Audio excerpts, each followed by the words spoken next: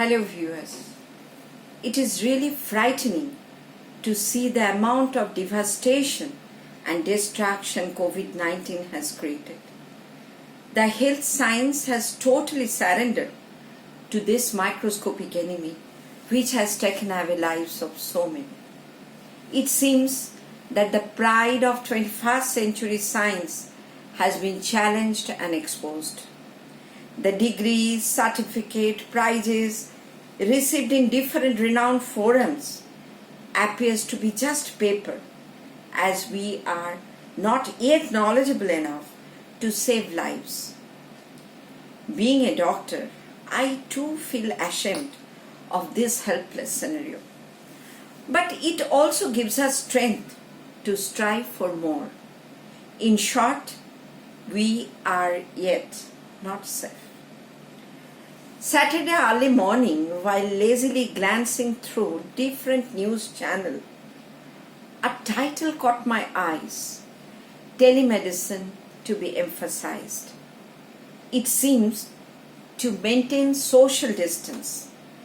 The world is emphasizing to consult doctor through telemedicine.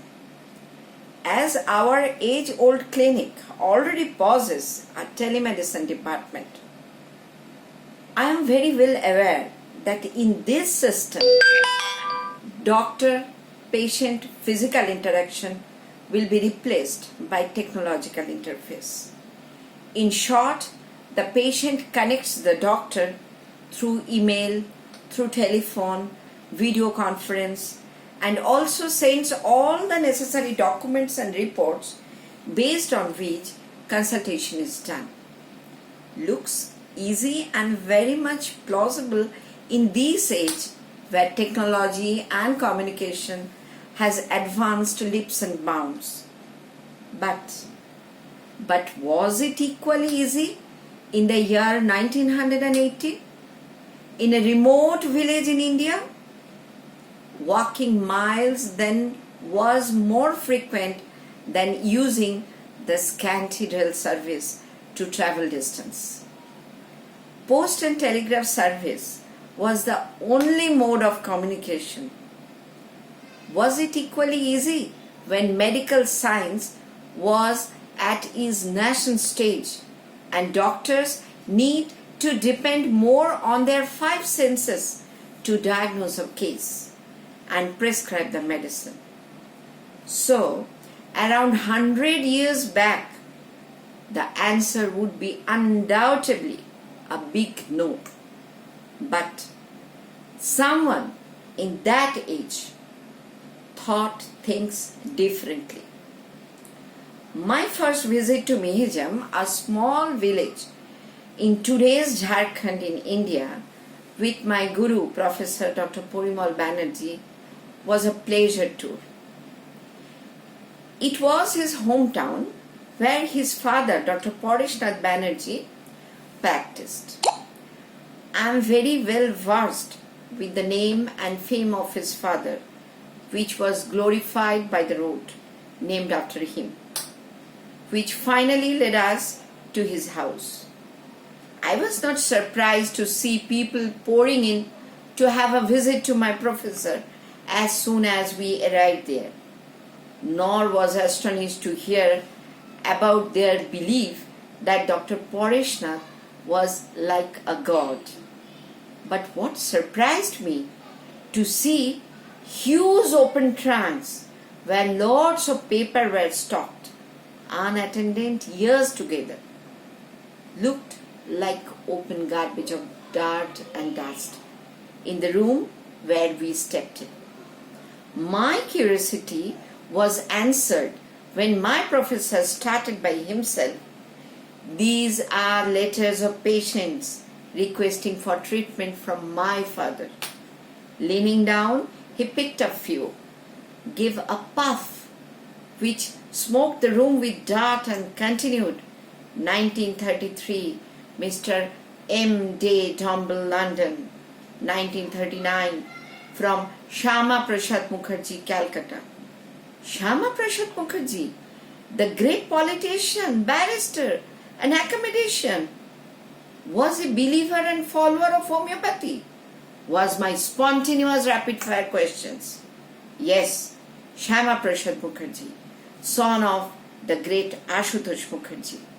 And you can get more such letters from other renowned personalities like Netaji Subhash Chandra Bose, Mother Teresa, etc., etc. He humbly replied and continued, check yourself and find it out whether he was a follower or believer, and handed me the letters. For viewers, I am showing these two letters to you. This is Shyama Prasad Mukherjee's letter. He was asking treatment for his mother. This is Mr. Dombill's letter. It came from London. Being a medical graduate of 1989, like others, I trusted my senses for diagnosis. Hence, treatment through letter was not much convincing. However, when I tried my hands on those letters, to my disbelief, I found that patient confirmed betterment and cure. This made me curious to know more as how this was possible. Inquiring, my professor said it all started around 1918, 1920 like this, when people at distance or patient were unable to visit, my father requested for his treatment. Being a doctor, he was unable to refuse the call of patient. Taking a long breath, he said, it all started with patient whom he has seen. The follow-up consultation and prescription was based on the symptom given in the letter. It worked, and cases where it did not, he requested them to visit his clinic.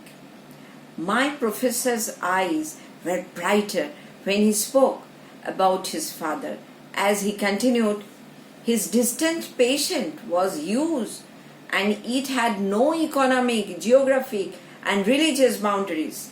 With a smile of satisfaction, he stated, the Telemedicine Centre which you have is a continuation of this service only. I picked a few samples, and the dirt then seemed as diamond dust. Ones which I could open were all dated in and around 1930s. As I read, I could feel the pain of the patient and the happiness of the cured one. With permission, I carried those two letters back. The return journey was more filled with realization.